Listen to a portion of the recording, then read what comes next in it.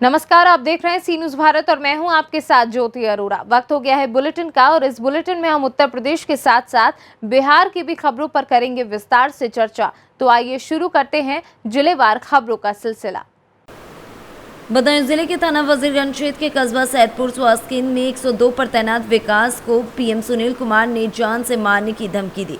बताते चलें कि विकास का कहना है कि सुनील कुमार व ईएम प्रेम शंकर ये लोग फर्जी केस का प्रेशर बनाते हैं। बोलते हैं अगर फर्जी केस नहीं दिया तो ड्यूटी से निकाल दिया जाएगा और ये भी कहा गया कि अगर फर्जी केस के बारे में किसी को बताया तो तुमको जान से मार दिया जाएगा।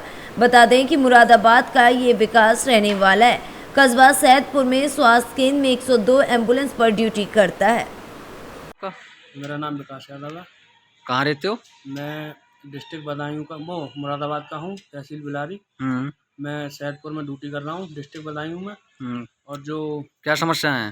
समस्या ये है कि हमारे जो पीएम हैं, ईएमई हैं, वो फर्जी केस का प्रेशर देते हैं। और नहीं करके दो तो नौकरी की धमकी, टर्मिनेट की धमकी, जान से मरवाने की धमकी और अदर गुंडों से फ़ोन करवाते हैं, उनसे धमकी दिलवाते हैं। और इमरजेंसी में छुट्टी की ज़रूरत पड़े तो छुट्टी नहीं देते, नौकरी की धमकी और कहते हैं घर बैठो अपने। अच्छा, हाँ।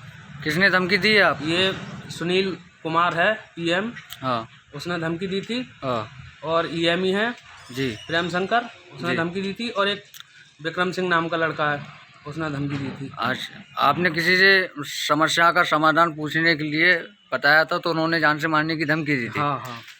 अच्छा, और नौकरी की धमकी देते हैं बात बात पे। अच्छा अच्छा। हाँ। आप किस पोस्ट पर तैनात हैं? एम्बुलेंस EMT हूँ। EMT। हाँ। कौन सी गाड़ी चलाते हैं? ये 102 की है। 102। हाँ।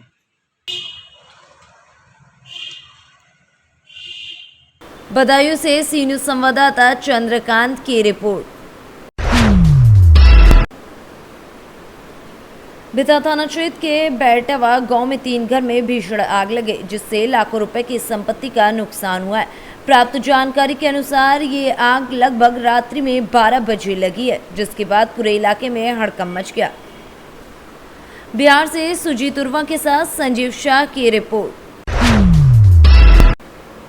कुछ दिनों पूर्व महिला डिग्री कॉलेज के कार्यवाहक प्रिंसिपल का वीडियो वायरल हुआ था, जिसमें छात्राओं ने कार्यवाहक प्रिंसिपल पर गंभीर आरोप लगाए थे, जिसे जिला प्रशासन ने गंभीरता से लेते हुए कार्रवाई की और आरोपी प्रिंसिपल को गिरफ्तार कर जेल भेज दिया।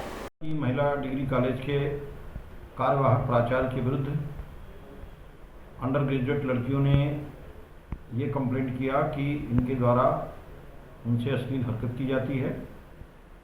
और इस बीच में एक वीडियो वायरल हुआ जिसमें एक लड़की इनके आरोपी के आवास से संदिग्ध परिस्थितियों में बाहर निकलकर कार में बैठती हुई दिखाई दे रही है।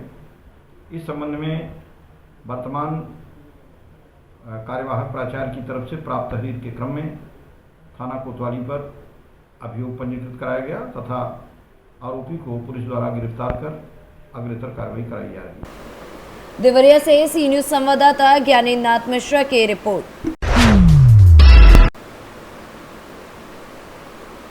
देवरिया में बैकुंठपुर बाईपास मार्ग पर अनियंत्रित ट्रक ने बाइक सवार को रौंद दिया, जिसमें बाइक सवार 22 वर्षीय जावेद की मौके पर ही मौत हो गई। साथ ही बाइक सवार एक महिला गंभीर रूप से घायल हो गई। मौके पर पहुंची पुलिस ने शव को कब्जे में लेकर पोस्टमार्टम के लिए भेज दिया। वहीं घायल महिला को इलाज के लिए जिला चिकित्सालय भेजा गया, जिसके बाद से बाईपास मार्ग पर जाम की स्थिति उत्पन्न हो गई। पुलिस की कार्रवाई से जाम को हटाया गया और रोड पुनः चालू किया गया। मृतक युवक घायल महिला बिहार राज्य के विजयपुर थाना निवासी बताए जा रहे हैं। देवरिया से सी न्यूज़ संवाददाता ज्ञानेंद्र नाथ मिश्रा की रिपोर्ट। महाराजगंज जनपद के कुल्हुई थाना क्षेत्र के रुद्रपुर शिवनाथ में स्थित केन फाउंटेन एकेडमी में मदर्स डे के अवसर पर डायरेक्टर अजय कुमार व प्रिंसिपल प्रिया पीएन के नेतृत्व में एक भव्य कार्यक्रम का आयोजन किया गया, जिसमें मुख्य अतिथि एवं पत्रकारों को अंग वस्त्र व मोमेंटम देकर सम्मानित किया गया।